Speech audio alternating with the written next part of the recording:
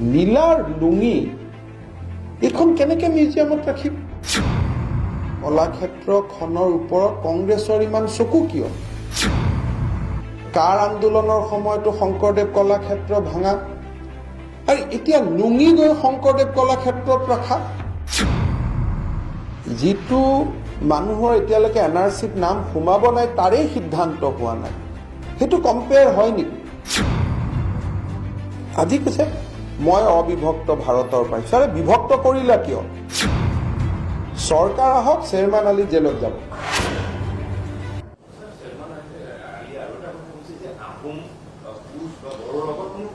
নাই, তেওঁ হৈছে তেওঁ যিখিনি কথা কয় তাত মই গুৰুত্ব দিব খোজা নাই। তেওঁ নিজে ইলেকশ্যনত হয়তো কিবা টিকেট পোৱা নোপোৱাৰ কথা চলি আছে, জিকিবৰ কাৰণে কিবা এটা কৈ আছে, এইবোৰ পলিটিকেল ষ্টেটমেণ্ট।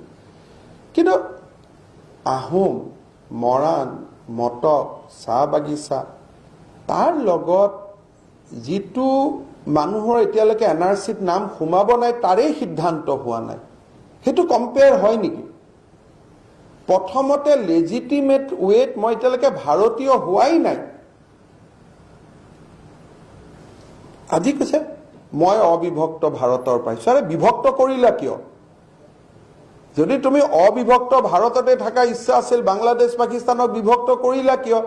তাতে থাকিম বুলিয়েতো বিভক্ত কৰিছিলা। বিভক্ত কৰাৰ পিছত আকৌ মনত পৰিল অবিভক্ত ভাৰতলৈকে। বিভক্ত কৰিব নালাগিছিলে।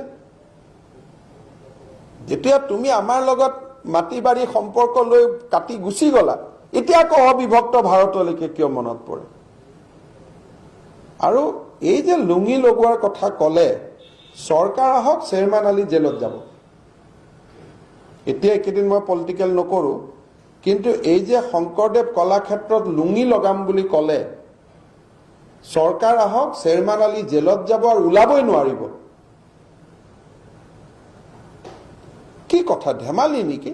শংকৰদেৱ কলাক্ষেত্ৰত কি ৰাখিব? বোলে জাকৈটো ৰাখিম, মাছ মৰা জাল ৰাখিম, শুনিব ভাল।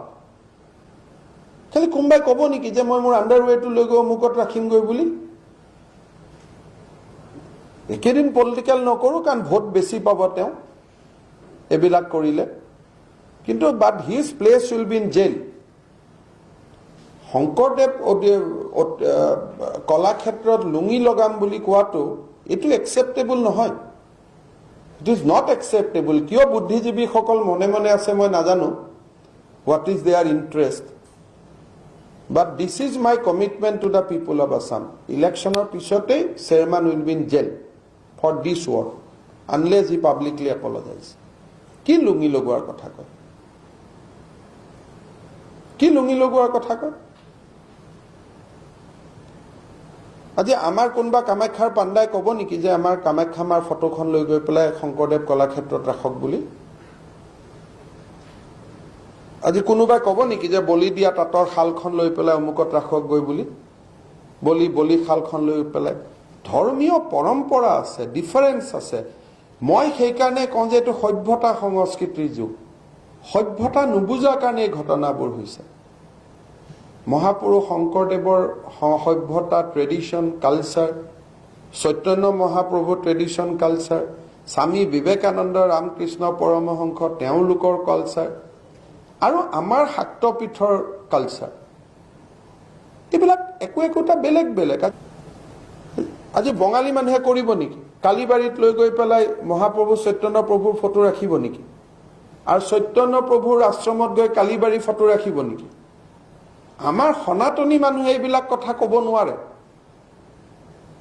আমি যোনে পৰম্পৰাক জানো, পৰম্পৰাক বুজো, আমি এইবিলাক কথা নকওঁ নহয়। তাতে যি কমলাবাৰী সত্ৰৰ অধিকাৰ আহি শংকৰদেৱ কলাক্ষেত্ৰত থাকে, তাতে মই কম নেকি যে কামাখ্যাটো আৰু বহু পুৰণা? অসমতো কামাখ্যাৰ সমানটো পুৰণা পীঠস্থান ক'তো নাই সত্যযুগৰ পৰা। কম যে এইখনে অসমৰ আটাইতকৈ পুৰণা, গতিকে ইয়াৰ ফটোখন লৈ গৈ শংকৰদেৱ কলাক্ষেত্ৰত ৰখা হওক, মই কম নেকি? এখন কি কম্পিটিশ্যনৰ জেগা নেকি? এখন কি বিধানসভাৰ আসন নেকি যে তৌ বহ ময়ো বহিম, কম্পিটিশ্যন কৰিম, নমিনেশ্যন দিম? মই কা আন্দোলনৰ পৰাই দেখি আছো চকুকেইটা কলাক্ষেত্ৰখনত।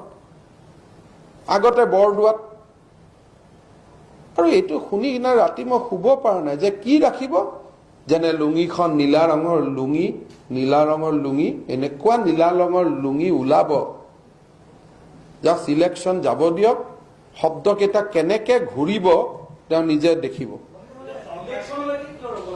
এতিয়া কৰিলে তেওঁ ভোট কেইটামান বেছি পাব, এতিয়া কৰিলে তাতে তেওঁ টিকট পোৱা নোপোৱাৰ কথা চলি আছে, তেওঁক আমি সুবিধা কৰি দিয়া হ'ব।